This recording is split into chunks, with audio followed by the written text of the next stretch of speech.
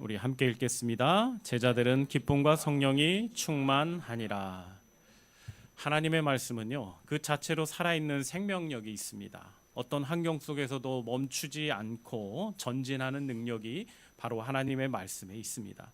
때로 복음을 전하는 현장에 거절과 박해라는 현실적인 장벽이 나타나는 것처럼 보이지만 결코 그것은 말씀의 행진을 막아설 수가 없습니다. 오늘 본문은요, 바울과 바나바의 사역을 통해 이 사실을 생생하게 우리에게 증명해주고 있습니다.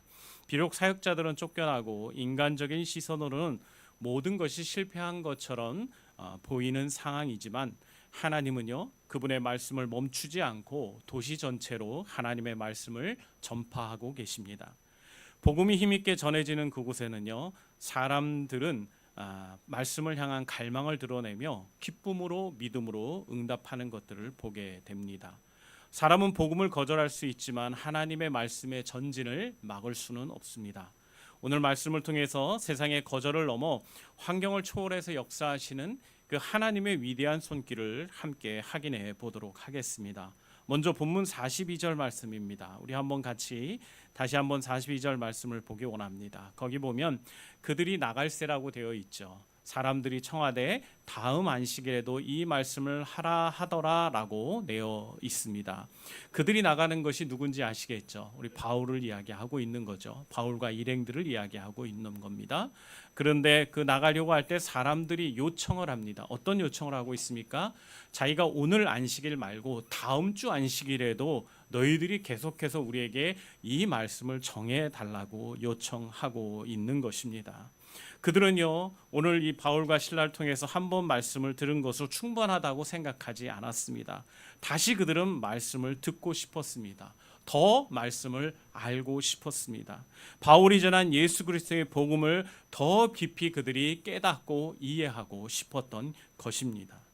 오늘 본문의 43절을 보면 회당의 모임이 끝난 뒤에도 많은 사람이 바울과 바나바를 따라왔습니다. 바울과 바나바는 그들에게 권면을 했습니다. 항상 하나님의 은혜 가운데 있으십시오. 하나님의 말씀을 정말 만난 사람들은요, 이처럼 한 번 말씀을 듣고 끝나지 않습니다. 또 듣고 싶어하고 또 알고 싶어하고 더 이해하고 싶어집니다. 말씀을 의무로만 대하는 사람들에게 예배는 말씀은 부담이 될 수 있습니다.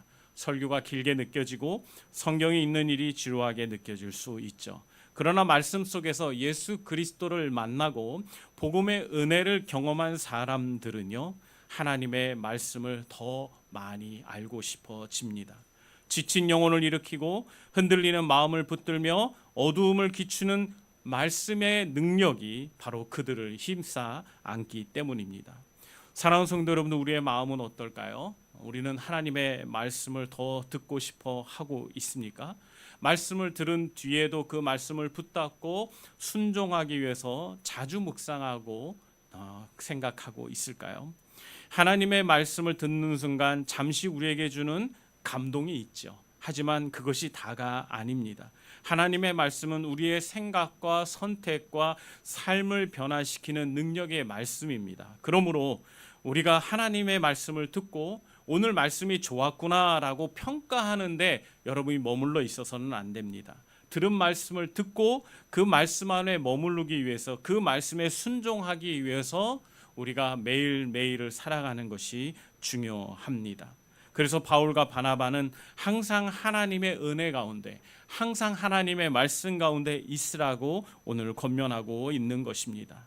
우리가 들은 복음은 한 번 듣고 지나가는 소식이 아닙니다. 우리는 매일 하나님의 은혜 안의 말씀 안에 머물러 있어야 합니다. 처음 예수님을 믿을 때도 우리에게 은혜가 필요하죠. 믿음으로 살아갈 때도 은혜가 필요합니다. 또 우리가 실패하고 넘어질 때도 은혜가 필요하고요. 일이 잘 될 때는 교만하지 않도록 더 깊은 은혜가, 말씀이 우리에게 필요합니다. 우리는 은혜로 구원받고 은혜 안에서 자라면서 은혜로 끝까지 믿음의 길을 걸어가는 것입니다. 그리고 그 은혜 가운데 머물게 하는 중요한 통로가 바로 이 하나님의 말씀인 것입니다. 오늘 본문의 44절을 보면 놀라운 일이 일어나는 것을 보게 됩니다. 그 다음 안식일이 찾아오자요, 온 시민들이 거의 다 하나님의 말씀을 듣고자 모이기 시작을 했습니다. 여러분, 이 사진에 나오는 수많은 무리들을 한번 보시길 바랍니다. 이들이 얼마나 하나님의 말씀에 대한 갈급함을 가지고 이곳에 지금 모였을까요? 그들은 일주일 만에 수많은 사람들이 하나님의 말씀을 듣기 위해 모였습니다. 도대체 그 일주일 동안 무슨 일이 있었을까요? 아마도 말씀을 들은 사람들이 또 다른 사람들에게 자신이 들은 그 말씀의 은혜를 나누는 일이 있었을 거라고 생각합니다. 지난 만식일에 저는 놀라운 말씀을 들었습니다. 하나님께서 약속하신 구원자가 바로 예수 그리스도라는 사실을 들었습니다. 예수 그리스도를 믿으면 우리는 죄사함을 받고 의롭다 하심을 받는 놀라운 복음의 능력이 있다는 것도 저희는 들었습니다. 라고 수많은 사람들이 이야기를 했을 것입니다. 그래서 그 말씀을 받은 사람들이 이 말씀을 나누기 위해서 수많은 사람들에게 이야기했고, 또 계속해서 회당의 문을 넘어서 도시 전체로 이 말씀의 은혜가 퍼져간 것입니다. 여러분, 이처럼요, 우리가 전도하는 건 특별한 사람들만의 일이 아닙니다. 복음을 들은 사람이 자신이 받은 은혜를 다른 사람에게 단순하게 전하는 데서 시작되는 것입니다. 우리가 복음의 은혜를 정말 경험했다면 그 은혜를 나누고 싶어지는 것은 당연한 것입니다. 생명의 말씀을 들었다면 사랑하는 사람에게 그 말씀을 들려주고 싶어지는 것은 당연하지 않겠습니까? 전도는 거창한 프로그램보다 먼저 이런 마음에서 순수하게 시작되는 것입니다. 나만 이 복음을 들을 수 없습니다. 나만 이 말씀의 은혜를 경험할 수 없습니다. 내 가족도 내 이웃도 이 말씀의 은혜를 경험해야 합니다. 우리 교회가 복음으로 살아난 사람들로 가득하다면 우리의 복음은 자연스럽게 우리의 예배당을 넘어서 흘러가야 할 것입니다. 그러므로 우리도 다른 사람들도 이 말씀을 들을 수 있도록 계속해서 권면하고 초청하는 하나님의 거룩한 백성들이 되어야 할 줄 믿습니다. 여기서 다시 한번 이 본론으로 돌아가서 우리가 다시 한번 이 말씀을 보기 원합니다. 온 시민들이, 그 동네 모든 사람들이 모여서 하나님의 말씀을 듣기 위해 모였습니다. 아마 우리가 직접 그 현장에 서 있었다면 우리는 너무나 고무되었을 거고 너무나 기뻤을 것이라고 믿습니다. 그런데요, 45절을 보면 또 뜻밖의 반응이 나오는 걸 보게 됩니다. 유대인들이 이 수많은 무리들을 보고 시기가 가득해서 바울이 말한 것을 반박하고 비방한다는 말이 나오고 있습니다. 오늘 유대인 지도자들은 많은 사람이 말씀을 들으러 모인 것을 보고 기뻐하지 않았습니다. 오히려 그들은 시기가 가득했습니다. 본문은 그들이 바울의 설교 내용을 듣고 똑바른 얘기를 하는, 진리를 말하는 바울을 보고 시기했다고 말하지 않는 것을 여러분 주의 깊게 봐야 합니다. 지금 이 유대인들이 무엇 때문에 시기하고 있습니까? 바울 때문이 아닙니다. 무엇 때문입니까? 수많은 무리들을 보고 시기가 가득했다라고 성경은 기록하고 있습니다. 사람들이 바울과 바나바에게 몰려드는 모습을 보고 그들이 마음이 불편해진 게 아니에요. 그들은 하나님의 말씀이 많은 사람들에게 전해지는 것보다 자신들의 자리와 영향력을 더 중요하게 생각하고 있었기 때문에 하나님께서 일하시는 것을 기뻐하기보다 사람들이 누구에게 모이지는 것을 바라보고 있었습니다. 그들의 마음에는 시기가 가득했습니다. 그리고 그 시기는 곧 말과 행동으로 나타나기 시작했습니다. 그들은 바울의 말을 반박하기 시작했습니다. 복음을 비방하기 시작을 했습니다. 마침내 사람들을 선동해서 바울과 바나바를 이 도시에서 쫓아내고 말았습니다. 이것을 보면 시기는 결코 가벼운 감정이 아님을 우리가 이해하게 됩니다. 시기는 다른 사람을 통해 나타나는 하나님의 은혜를 기뻐하지 못하게 합니다. 충분히 기뻐해야 함에도 불구하고 마음을 불편하게 하는 것이 바로 시기입니다. 시기는 언제 생깁니까? 비교하는 순간부터 시작됩니다. 아마도 유대 지도자들은 바울과 바나와 자신들을 비교하기 시작했을 겁니다. 그러면서 그 마음에 시기가 가득 차기 시작했고, 그 시기는 악한 의도와 방법들을 만들어내기 시작했을 것입니다. 이런 마음을 그대로 두면요, 하나님의 나라가 확장되고 영혼들이 구원받아도 절대 기뻐할 수가 없습니다. 복음의 열매보다 내 자리와 인정이 더 중요해지기 때문입니다. 시기의 가장 무서운 점이 무엇일까요? 하나님의 일을 대적하면서도 자신은 하나님을 위해 일한다고 착각할 수 있다는 것입니다. 유대 지도자들은 해당을 지키고 율법을 수호한다는 명분을 가지고 있었습니다. 그들에게 대의 명분이 있었습니다. 그러나 실제로는 하나님께서 보신 생명의 말씀을 그들은 거부하고 부정하고 있었던 것입니다. 그러므로 우리도 우리 자신의 마음을 살펴봐야 합니다. 나는 하나님의 나라가 확장되는 것을 진심으로 기뻐하고 있습니까? 나를 통해서가 아니라 다른 사람들을 통해 하나님이 이루어져도 기뻐할 수 있습니까? 다른 교회가 성장하고 다른 사람이 귀하게 쓰임 받을 때 함께 감사할 수 있습니까? 하나님의 나라는 내 왕국이 아닙니다. 교회는요, 내 소유도 아닙니다. 사역의 주인도 내가 아니라 오직 예수 그리스도십니다. 그러기에 우리가 구해야 할 것은요, 내가 얼마나 헌신했느냐, 내가 얼마나 드리느냐가 아닙니다. 예수님이 얼마나 드러나는가가 중요합니다. 유대인들이 복음을 반박하고 비방하자 바울과 바나바는 담대하게 말했습니다. 하나님의 말씀을 마땅히 먼저 너희에게 전할 것이로되 너희가 그것을 버리고 영생을 얻기에 합당하지 않은 자로 자처하기로 우리가 이방인에게로 향하노라. 바울은 먼저 유대인들에게 복음을 전했습니다. 하지만 그 유대인들이 그 복음을 거부하자 바울은 이방인들에게 가서 복음을 전하기 시작했던 것입니다. 하나님께서 그들을 먼저 밀어내신 것이 아니죠. 그들이 자신들에게 전해진 생명의 말씀을 이 유대인들이 거절한 것입니다. 여기에서 우리는 복음 앞에 중림은 없다는 사실을 알아야 합니다. 복음은 단순히 좋은 이야기였다라고 평가하고 지나갈 수 있는 말씀이 아닙니다. 받아들이든지 거절하든지 우리는 양 중에 하나를 선택해야 합니다. 예수님께서 나의 죄를 위해 죽으시고 다시 살아나셨다는 말씀을 듣고도 만약 우리가 믿지 않는다면 그것은 생명의 말씀을 우리가 거절하고 있는 것입니다. 오늘 본문에서 바울과 바나바는 선언합니다. 우리가 이방인에게 향하노라. 그리고 이사야의 말씀을 인용했죠. 내가 너를 이방인의 빛으로 삼아 너로 땅끝까지 구원하게 하리라. 이 말을 들은 이방인들의 반응은 전혀 달랐습니다. 이방인들은 이제 바울과 바나바가 자신들에게 복음의 빛을 전하기 위해 열심히 전거하며 다니겠다는 이야기를 듣고 그들은 기뻐하고 하나님을 찬양하고 그리고 그 복음을 받아들이는 것을 기뻐했습니다. 이러한 놀라운 복음이 전해졌지만 유대인 지도자들은 어땠습니까? 그들은 시기와 질투로 가득 찼습니다. 그러나 이방인들은 기쁨으로 가득 찼지요. 유대인 지도자들은 말씀을 반박했지만 이방인들은 하나님의 말씀을 듣고 찬송하고 믿었습니다. 여러분, 우리가 어떤 사람이 되어야 할까요? 유대인 지도자들같이 시기하고 질투하는 자가 되어야 하겠습니까? 아니면 이방인들처럼 하나님의 그 선포되는 말씀을 기꺼이 받아들이고 수용하는 자들이 되어야 하겠습니까? 오늘 본문의 48절은 구원의 배후에 하나님의 주권적인 은혜가 있음을 보여주고 있습니다. 우리 한번 48절과 49절 같이 읽어보시죠. 시작.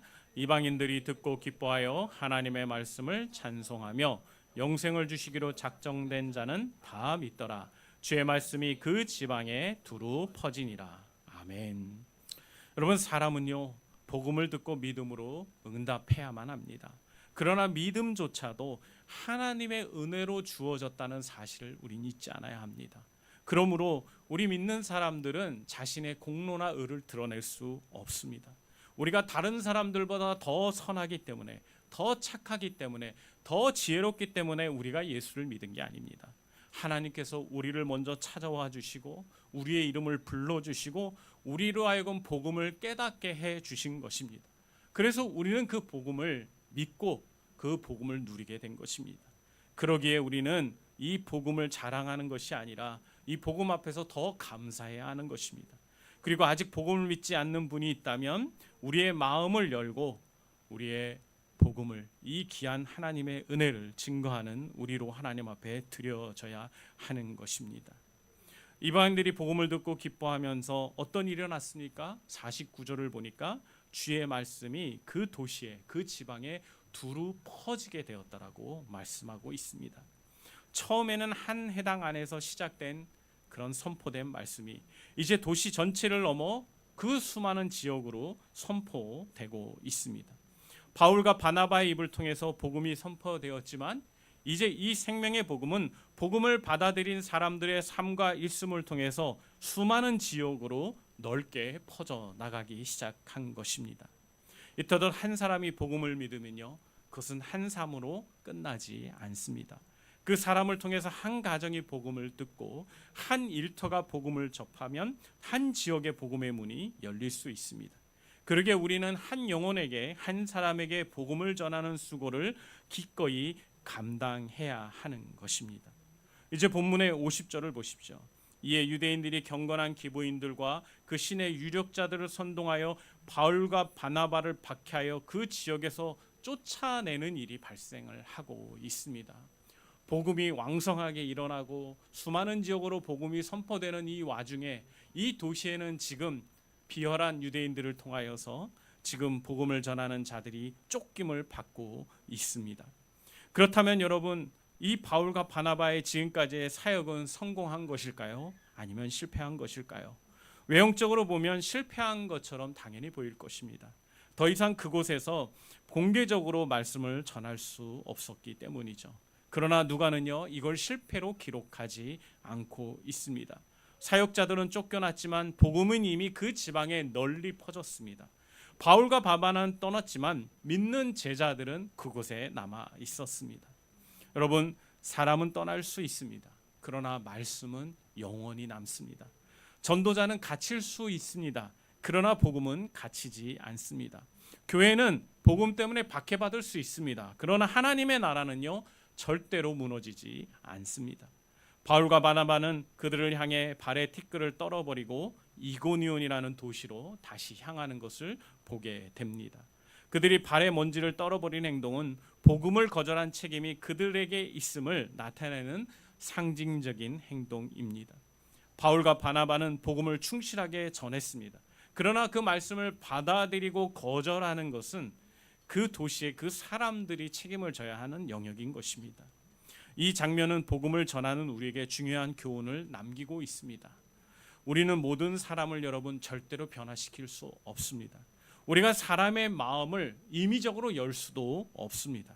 그러나 우리가 해야 하는 일이 있습니다. 그것이 무엇일까요? 그것은 바로 분명하게 하나님의 말씀을 전하는 것입니다. 우리의 삶으로 우리가 받은 이 복음의 메시지를 보여주는 것입니다. 누군가는 복음을 즉시 받아들이지 않는다고 지나친 죄책감에 빠질 필요가 없습니다. 상대방이 거절할까 두려워 복음을 전하지 않아야 되는 것도 아닙니다. 우리는 결과의 주인이 아닙니다. 우리는 단지 증인일 뿐입니다. 복음의 증인 말입니다. 사람의 마음을 여시고 열매 맺게 하시는 분은 성령 하나님이십니다. 바울과 바나바는 자신들을 거절한 도시에서 주저앉지 않았습니다. 또 다른 도시인 이고니온을 향해서 그들은 걸음을 옮겼습니다. 한 곳에서 문이 닫히자 다음 지역으로 넘어간 것입니다. 거절당했다고 복음 전도를 포기하지 않았고 박해받았다고 해서 사명을 내려놓지 않았습니다. 여기서 우리는 주의 말씀은 멈추지 않는다는 사실을 발견합니다. 주의 말씀은 사람들이 환영한다고 능력이 생기는 것이 아닙니다. 사람들이 반대한다고 능력을 잃어버리는 것도 아니죠. 하나님의 말씀은요, 그 자체로 살아있고 능력이 있음을 믿으시길 바랍니다. 사도행전을 보면 복음은 끊임없이 장애물을 만나 왔습니다. 스데반은 복음을 전하다가 순교했고요. 예루살렘 교회는 큰 박해가 있었죠. 베드로는 감옥에 갇혔고 바울도 여러 도시에서 반대와 박해를 당했습니다. 어떤 사람들은 바울을 죽이겠다고 끝까지 바울을 쫓아다니는 사람들도 있었습니다. 그러나 그런 박해가 일어나고 핍박이 일어났을걸요, 복음은 더 넓은 곳으로 퍼졌다는 사실을 여러분 잊지 마시길 바랍니다.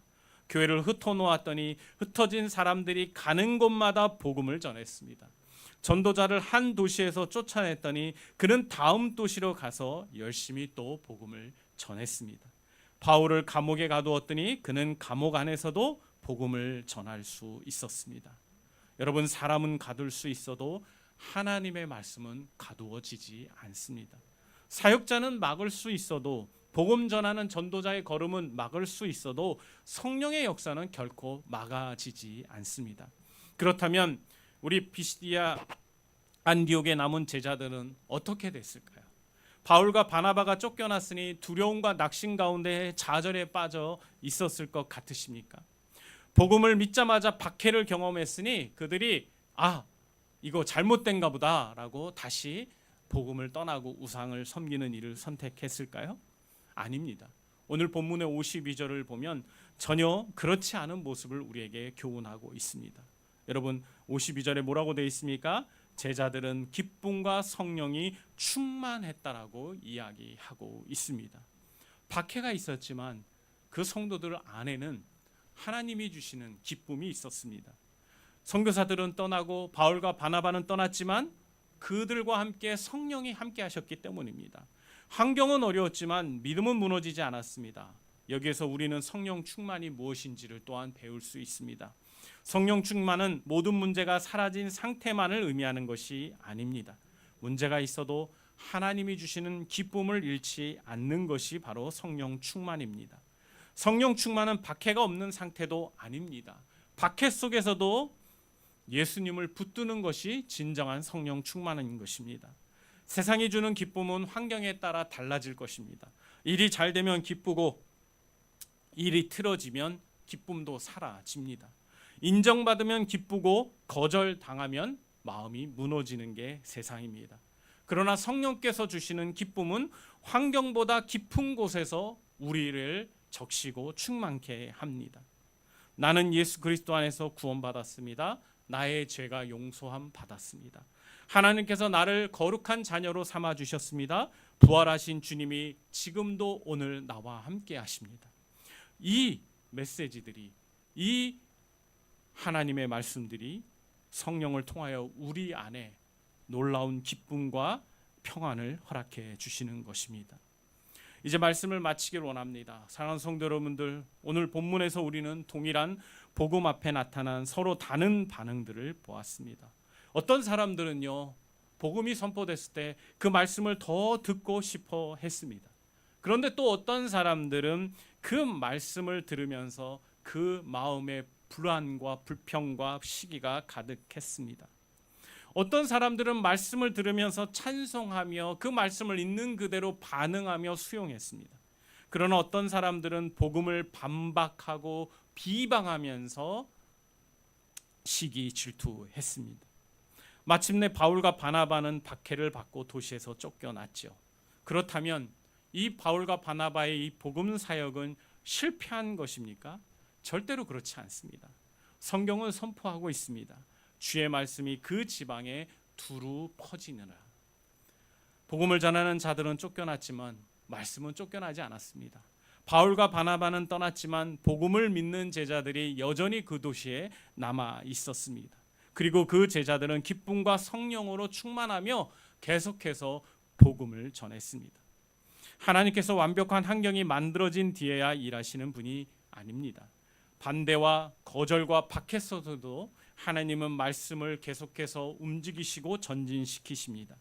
인간의 연약함과 실패처럼 보이는 상황까지도 하나님은 사용하셔서 복음의 길을 여전히 열어가고 계십니다. 그러므로 오늘 우리는 세 가지를 결단할 수 있어야 한다고 생각합니다. 먼저는요, 말씀을 더 듣고 은혜 가운데 머무르시길 바랍니다. 말씀을 한번 듣는 걸로 만족하지 마십시오. 묵상하고 붙들고 계속해서 그 말씀을 삶에 실천하고 순종하기 위해 노력하시길 바랍니다.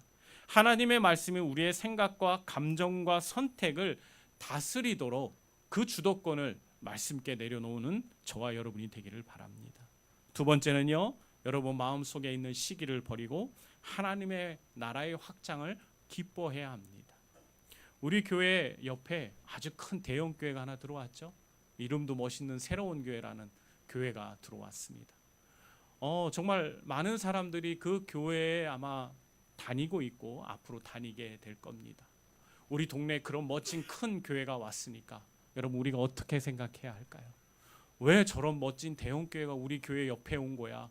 앞으로 우리 교회는 더 힘들어지는 거 아니야? 이러면서 여러분 우리가 시기하고 질투해야 할까요? 아니면 좋은 교회가 왔으니까 이 지역사회에 더 놀라운 복음의 역사가 일으켜지겠구나. 그러면서 우리가 기대하고 축복해야겠습니까? 하나님이 어떤 마음을 축복하실까요?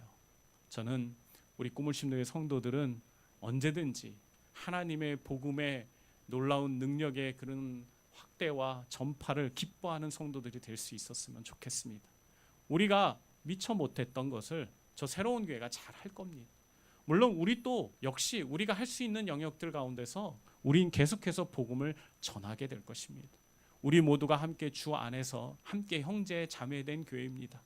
주님을 영화롭게 해드리기 위해 이 땅에 존재하는 교회입니다. 그러기에 우리는요, 기뻐하고 감사해야 되는 우리들이 되어야 되는 줄 믿습니다.